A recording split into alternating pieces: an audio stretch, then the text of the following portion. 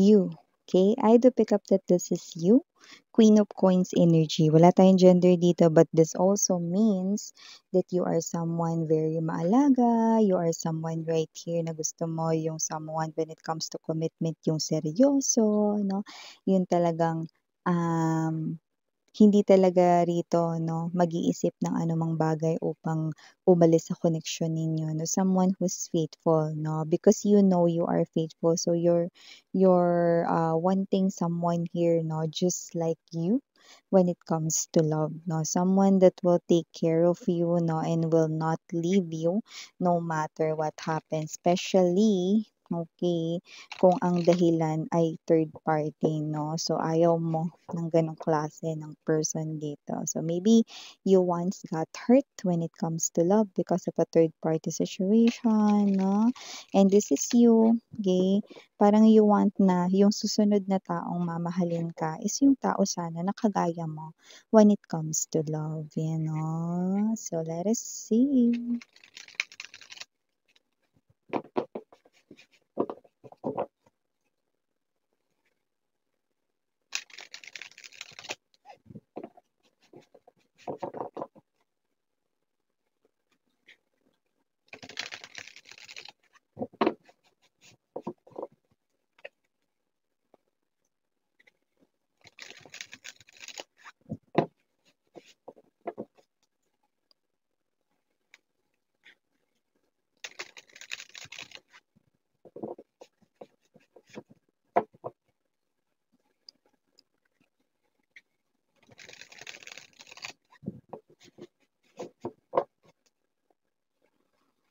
Okay, we're trying to catch the right energy.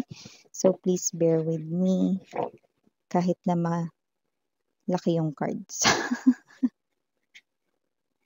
Okay. The show must go on. Yan, Tor. The show must go on.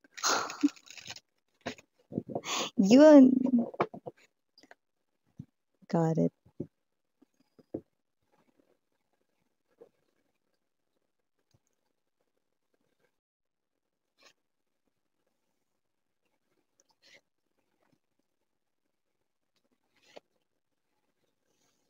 Oh, someone's coming your way without you even knowing it, no? And it looks like, no, hindi rin alam nitong person na to, no, that he or she is also coming towards you guys. So this feels like a new energy right here, no? A brand new energy. Wala tayong nafe-feel na energy ng ex mo rito, like totally wala. Buti naman. Umay na sa ex, no? So, yun yung mga babes, no? Nakita ko dito that someone's coming towards you and it looks like this person here, hindi niya rin alam, no? And hindi mo rin alam, no? Itong klase ng pagdating nitong tao na to, no? At yung taong parating, hindi niya rin alam na parating siya. Interesting, isn't it? Okay. So, let's continue. Okay, now we've got the Six of Swords energy, Three of Cups right in here to the Four of Cups. Center of the reading, ooh, the Hierophant. Yeah, look at that. See, the Hierophant beside the Ace of Wands to the Four of Cups energy. So definitely this person, yeah, you're hearing that song. I didn't know I was looking for love until I found you. You know? So, kasi naman tong energy na to, no? This person here, parang hindi niya alam na hinahanap niya ang pag-ibig, no? Or parang hindi niya alam na parang kailangan niya rin ng pag-ibig sa buhay na niya, no? Up until nakilala or ma-meet kanya rito. See, sabi ko sa inyo eh, no? Kasi naman tong person na to, no? Hindi niya rin alam, no? Na papunta siya sa iyong way, no? Hindi niya rin alam yon, no, na makakatagpo pala siya rito ng love, no? See, wow, what a beautiful song, no? And with that particular lyric, no, it definitely sound talaga na ito ay brand new love. I love it. Because the Hierophant is the center of the reading, no? Which definitely means that with the Ace of Wands right in here, this passionate love na magsa-start at mag-grow will definitely be genuine, true, no? And I'm hearing unconditional. So definitely this person here is not just a brand new person na makikilala mo lang bilang isang guest sa buhay mo, kundi maaari na rin siya ang destiny ng kapitbahay mo. Destiny mo, ano ba yan? So we have here this Eight of Cups energy, Six of Coins. Okay, Page of Swords. Bottom of the deck, Page of Pentacles, Eight of Lovers. I didn't know I was looking for love until I found you. You know. Ay, wow. So, bago natin, okay, mag-dive deeper dito, no, let me just make bate everyone. First, hi and hello there everyone. My name is Yan. Welcome new subscribers at Raining Tampayers. Thank you sa inyong walang sawang love and support for me. At kung hindi niyo pa nun, sumama po tayo, no, na main channel, no, na The High Priestess, kung saan nag-upload din tayo ng collective readings for all signs araw-araw po yan. At kung hanap ninyo ay reading per zodiac sign, meron din po tayo din doon sa ating main channel, no? So, yun nga, wala tayong gender dito mga babes, babae, lalaki, LGBT, lahat tayo welcome. Pwede rin pong i-switch yung mga roles dahil possible naman talaga magkapalit-palit kasi general reading ito. And at the end of the day, lahat po ay may free will na pwede yung gamitin anytime, anywhere. So, yun nga mga babes, no? Wala tayong gender dito, babae, lalaki, LGBT, lahat ay welcome, no? And also, no, meron kayong free will at the end of the day if you want to claim the messages or not, no? So, timeless tayo dito, no? Basta kapagka na-feel mo yung connection, no? At parang tinatawag ka ng reading na ito na parang buksan mo ko. Go ahead, kasi baka naman meant to hear mo ang mga messages, no? Sa loob ng reading na ito. So, let us see. I'm picking up right here. Woohoo! Congratulations, no? Laya tayo sa mga exes ninyo ngayong araw na ito dito sa ating Dalnim channel. Woohoo! Brand new love. Nakikita natin dito, no? And this brand new love will caught you. Nakatalikod ka rito, see? With the Page of Wands energy, no, will caught you by surprise. Knight of Pentacles energy, I love it because this person here is a very sincere individual, no, na parang all his or her life, no, parang ginugol niya mostly ng kanyang time, no, work, work, work, work, yan, no. So, na-establish niya rito, no, ang kanyang own life at pwedeng bata pa lang siya, mga babes, no, talagang masipag na talaga siya. Masipag mag-aral, nagpursige talaga siya rito, no, puwedeng yung iba rito, no, student pero, nagtatrabaho rin, no, so parang working student, 'di ba? So kung sino man 'tong energy na ito, nakikita ko rito, no, that this person right here, okay, ang kanyang priority talaga, no, is mapaganda yung buhay nila.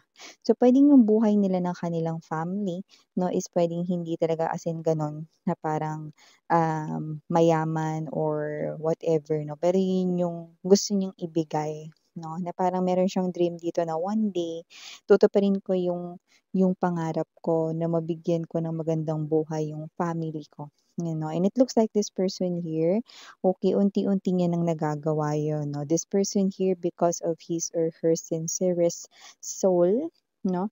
Na sinabayan pa rito ng kanyang effort, ng kanya ritong admiration, love for his or her family, no?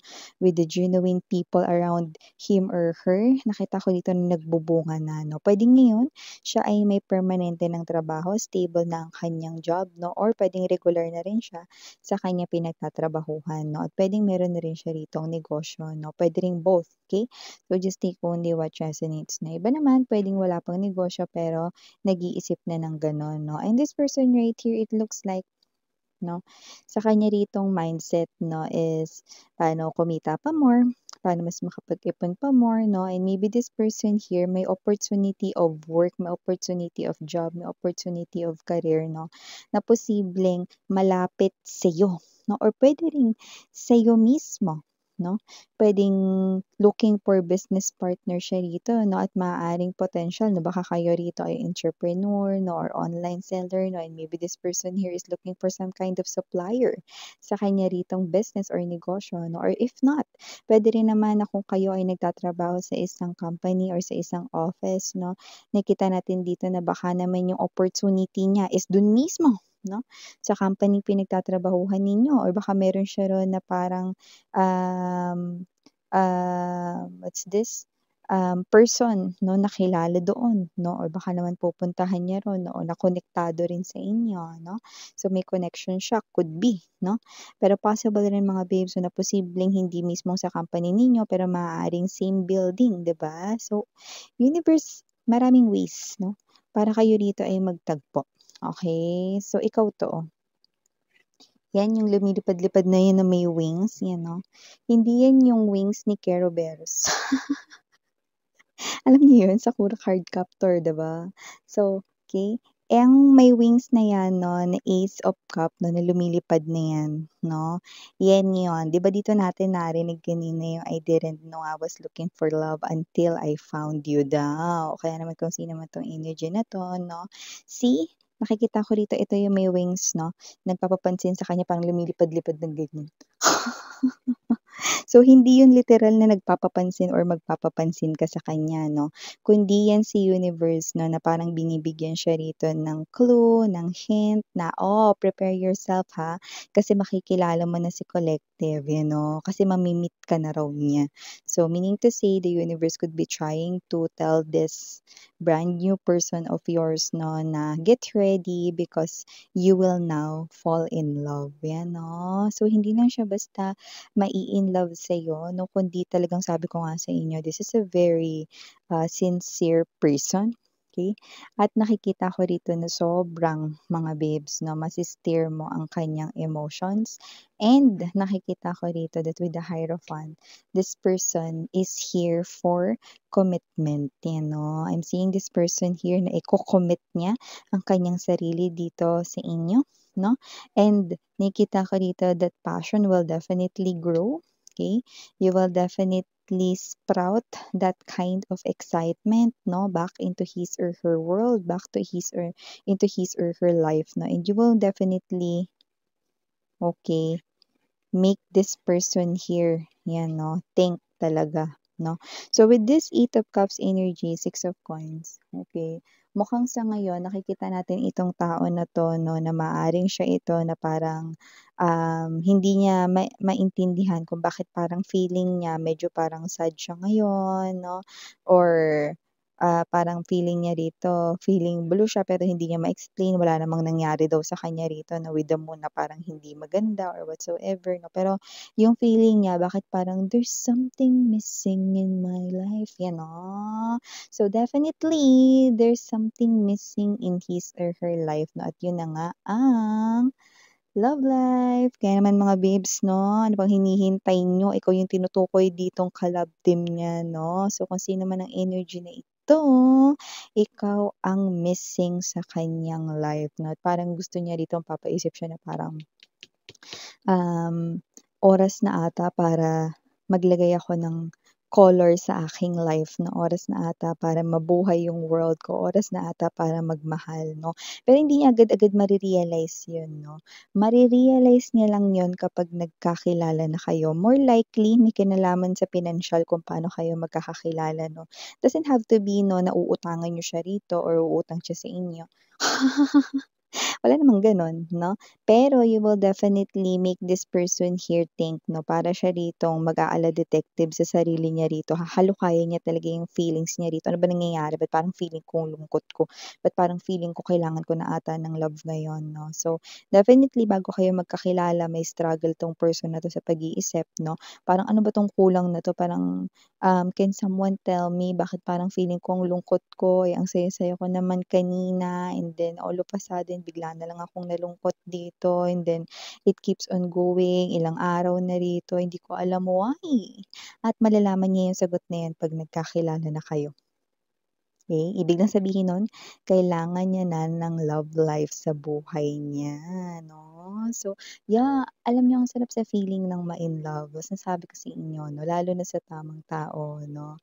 Eh, yun ang nakikita ko dito. And yeah, with the Page of Pentacles energy for the bottom of the deck, Eight of Wands energy, and the Lovers.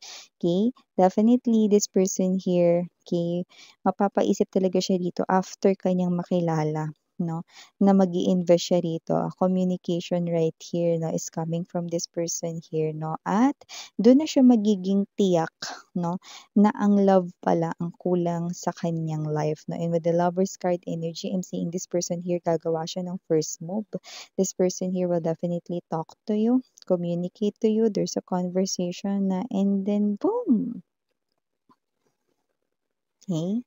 Darating at darating talaga sa point na kayo ay magiging lovers. Kaya nakikita ko kayo ditong mai-in love with each other. Yan, no? So, kung sino man to energy na to, nakikita ko dito with the roses right in here. Definitely, romance is blooming and excitement, no, ay talaga namang bumabalik sa kanyang life. And this is you, mga bibs, no? Okay, possible rin dito, no, na, yeah, you're hoping for love, no? And then this will caught you by surprise, no? This sincere person is coming towards you, and yan ay for sure. So yeah, for the initials right here, we have here the letter G. Andito rin ang letter T. Plus, we have here the letter P. Andito rin po ang letter U. We also have here the letter A. We have here the letter N. And last but not the least, the letter K. So yeah, ito yung mga messages right here for you guys. Thank you so much again. I'm your Yana Ani. Sarangayo. Love and light. Annyeong.